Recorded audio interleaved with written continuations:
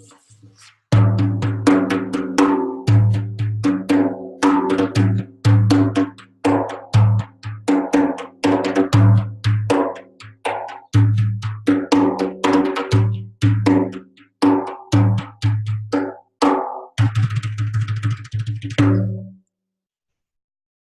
I am author and music therapist Christine Stevens.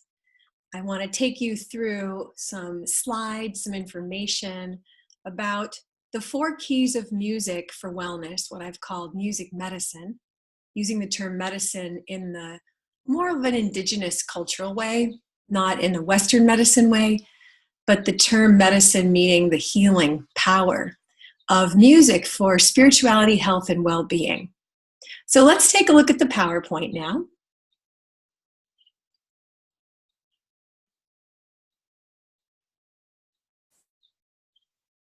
And this is from a talk I gave at a music therapy conference. And I want to put my picture over here in the center, I think. No, it's okay up on the right. You guys can see me okay. So we're going to talk then about these 4 keys to music for wellness. Spirituality and health. Now, this is a program that's about integration of science and spirit.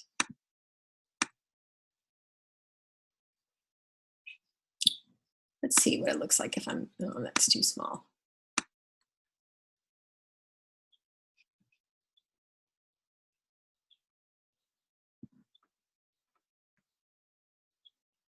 So this is a presentation I gave at a music therapy conference not so long ago.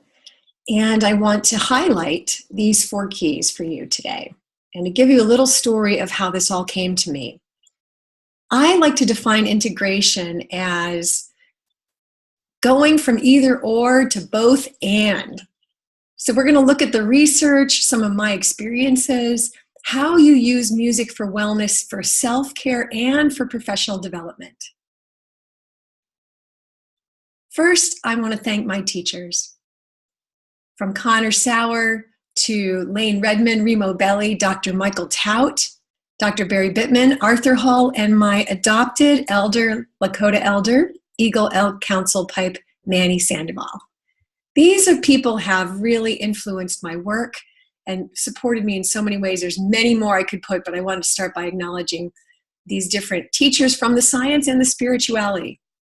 But also Barry Bernstein, who created Rhythm for Life and was very critical in creating a wellness and music drumming movement early on in the 1990s with Rhythm for Life. Also Dr. Barbara Royer, who was part of creating these Rhythm for Life programs in San Diego.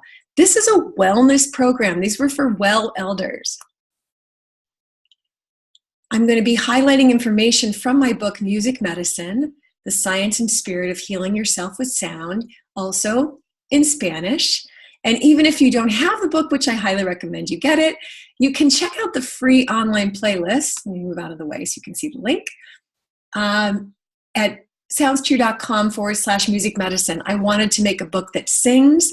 So every chapter has a playlist. You can learn rhythm ideas, melody, harmony, silence, inner music, and music for service, outer music.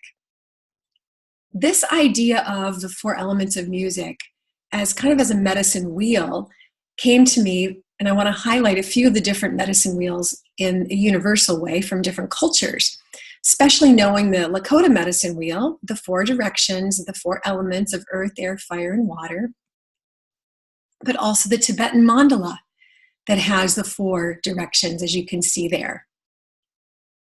The Celtic circle of life, the tree of life, and these above and below. Even in the Lakota medicine wheel, there's 4 directions, but there's also above to the sky, below to the earth, and within. And here's the medicine wheel of music, or the wheel of music. We know it as the circle of fifths when you go clockwise, or the circle of fourths when you go counterclockwise. Pretty complicated, right? With the 12 chromatic notes, but it's magical how it all returned and it spins. It's a wheel. It's interesting to me that when I'm with the Lakota, we always dance clockwise. In the Tibetan tradition, some tribes would always dance counterclockwise. The music wheel goes in both directions. So I just simplified that into the 4 key elements of rhythm, melody, harmony, and silence. And the inner music being where all of that lives inside you. So take a look at this. And this is all in my book, Music Medicine. But you see that rhythm is correlated to the body, and that is for the earth. That is the element of earth. Melody is correlated with the heart. That is the element of fire.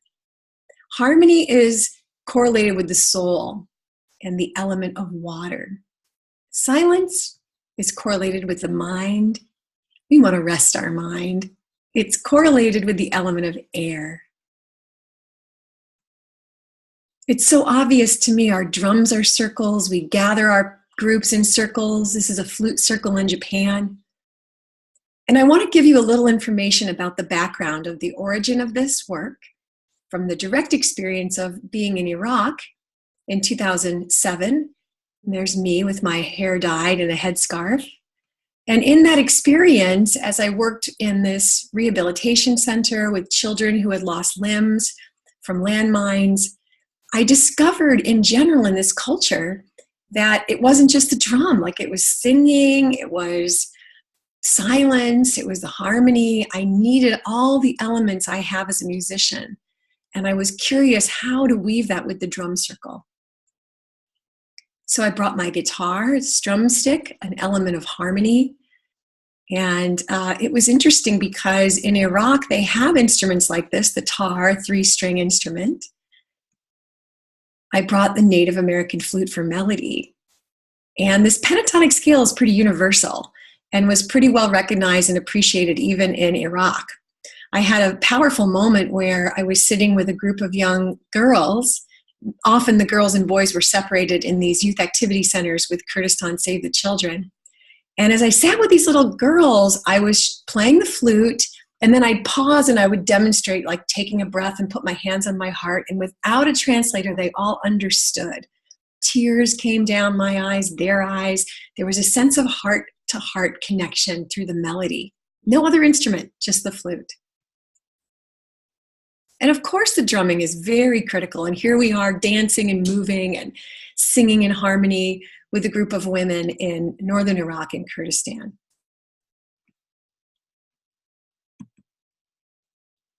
Basically, when we returned from Iraq, we realized that we had created this protocol that was very useful, that combined all 4 elements of music medicine, whether it was stretching and body percussion and drumming to the melody of a taqsim played on a violin. Oh, so beautiful, these scales. Or cultural sharing through songs and dances and rhythms. And then that reflection of how do you feel and taking a moment of silence. I'll never forget this moment when all of a sudden, and I wanted to tell you this story live up close, is when we were teaching the training and all of a sudden the group started dancing, this kind of dance erupted. And the arms were linked and people were dancing and the prayer beads were going and the violin was playing. And this happened about the 4th day into the training. And when we finished about an hour of this wild dancing, traditional dancing, everyone sat down, 40 people, enemy groups. And we sat down and this deep moment of silence transcended the space. And to me, it was comfortable silence. We all know what uncomfortable silence is. You know, that's what you feel at Thanksgiving, the dinner table. No, this is comfortable silence, and it lasted. We just sat there in this silence for quite a while. And to me, I thought to myself, that was a moment of peace building. Wasn't maybe during the drumming or the singing or dancing or harmony or melodies. It was that silence where we integrated that air, that breath, that deep moment of comfortable silence.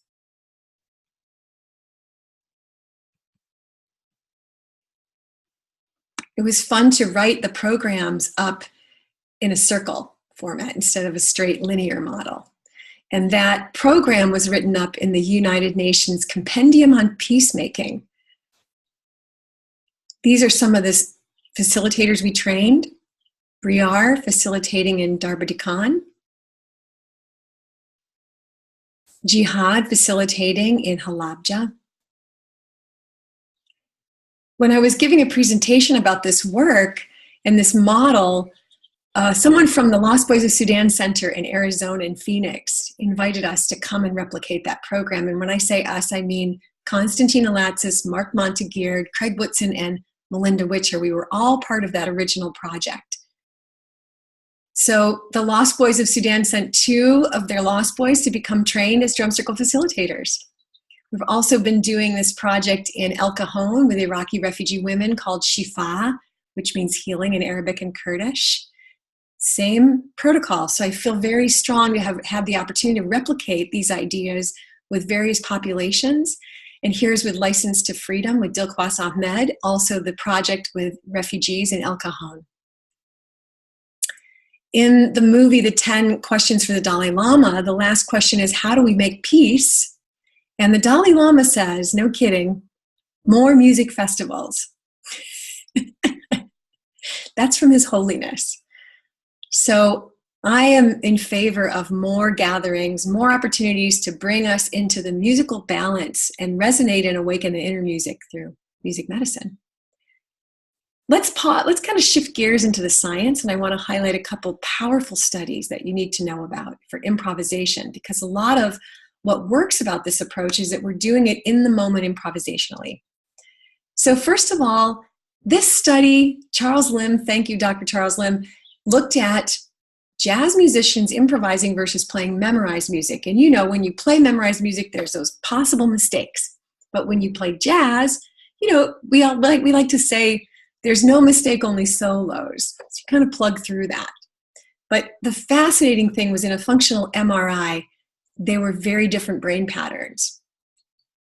The more positive experience came through improvisation that activated the medial prefrontal cortex for self-reflection and self-expression, but simultaneously, there was a deactivation pattern of the areas of self-monitoring, criticism, and judgment only during the improvisational condition. So I don't know how many of you would like less self-monitoring, criticism, and judgment, right?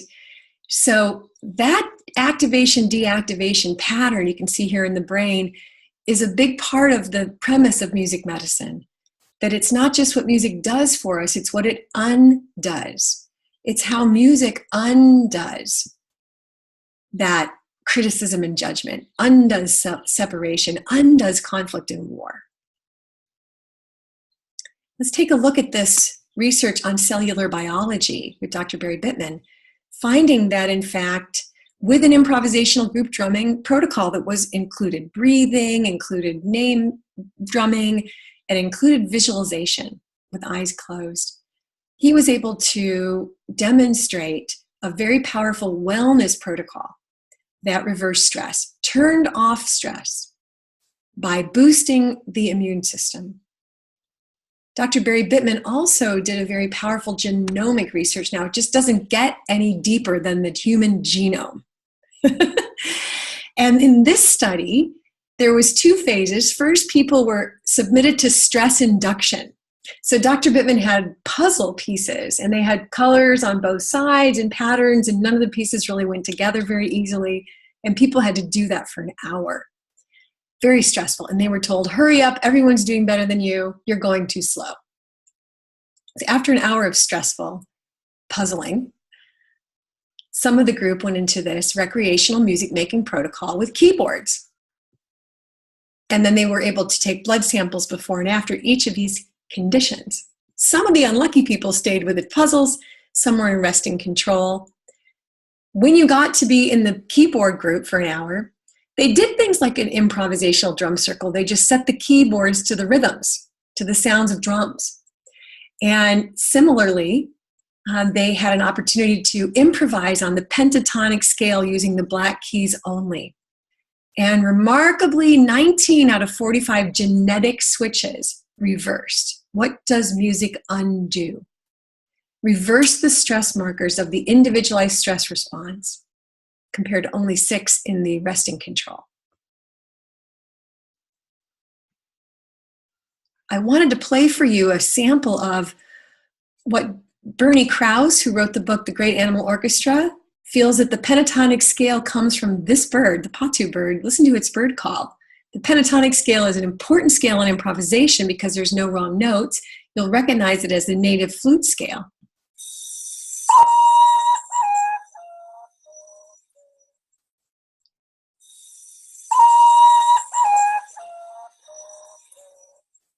Amazing. So this is how we are nature. We are like nature in this way of music medicine. Just a couple more studies that I think are fantastic and fascinating. Dr. Laurel Trainer, who looked at babies that bounce in sync with a stranger, not babies, sorry, 14-month-old infants. And when they bounced in rhythm, and because researchers have a sense of humor, they used, "Shake it up, baby, now, twist and shout." And the babies that bounced in sync, even with a stranger, became more kind and cooperative. They improved their social skills without words, without any information. If the babies weren't bouncing in rhythm with a stranger, I was amazed to watch the research videos. The infants just walk away when the stranger needs help. They walk away. So how does music undo that sense of, I don't have to help you, I'm separate? That isolation. It does weave us into social connection. And what important things we need today: kindness and cooperation. Silence is part of music. And in a study with Bernardi, an Italian doctor, he compared music listening. Now, music medicine is also how we receive conscious listening, how we receive music, not just playing it. And comparing 6 types of music, he inserted some random moments of silence just to break up the conditioning effect. And to his complete shock, it was during the silence that there was the greatest relaxation, decreased blood pressure, slowed ventilation rate, and lowered heart rate. Here's a picture of Dr. Bernardi playing his lute. I think we have great allies in these medical professionals who play instruments. Dr. Charles Lim is a keyboard player. Dr. Barry Bittman is a classical pianist. So in music medicine, I talk about these 4 types of musical silence. The original silence that the Lakota would call the skan wakan, that which moves all motion. Silence before the music starts, that preparatory moment. It's powerful to take a moment with your groups before they begin. Put your hand on your heart, put your hand on your drum, connect to the energy. Silence within music, when we take a pause and we come back to the beat, and silence after the music, very powerful moment. 4, 3, 2, 1, stop. And then there's this power of like, we just did it. Wow. Don't interrupt that by cheering. Let that sit. Last study I want to highlight is what I call your inner DJ. This study comes from the Journal of Music Therapy, looking at pain reduction. So again, what music undoes. How do we undo pain with music listening? Well, they compared relaxation music, white noise, and listener preference. The listener preference rated highest. So you are your own best DJ. You know what you love. So finding that music and playing that when you need it. The summary for me is this idea of musical consciousness, and I adapted this from a spiritual teacher of mine, Reverend Michael Bernard Beckwith from the Agape International Spiritual Center. And he says we have these stages of consciousness as we move from being victims to becoming manifestors to becoming one with the spirit of love and beauty. Now in music, what's a barrier to music and wellness and spirituality and health is that many people in the West have been told they're not musical. And that step 1 is this kind of musical separation. It's not me. I'm not musical. Maybe music hurt you. Maybe you felt a failure at music. Then we get to the stage of musical healing. Music is for me. Maybe a song that's healing, or you start to learn an instrument. You start to sing again. Number 3, we become part of the through me stage. Now we're discovering musical expression. And for powerful reasons, improvisation is very healing. That sense of no wrong notes. The drum. It's much easier than trying to play the piano, right? The 4th stage, musical service. Especially when I've gone to Iraq and in disaster areas, music is from me. It's my gift to give. And the last stage of musical embodiment, music is me. I am the instrument. Homo musicalis. We become instruments. That is the greatest stage of musical consciousness, when the inner music is alive, the rhythm, harmony, melody, silence, the earth, air, water, and fire of musical elements in you are alive, and you feel this kind of in-tuneness, right? We can be out of tune. We can be too tight, strings break. We can be too loose, not enough tension for a single sound. We want to find that balance in our own practice and in our use of music medicine with the world. So please enjoy this free audio download that will take you into a practice of listening to connect to the 4 elements of music.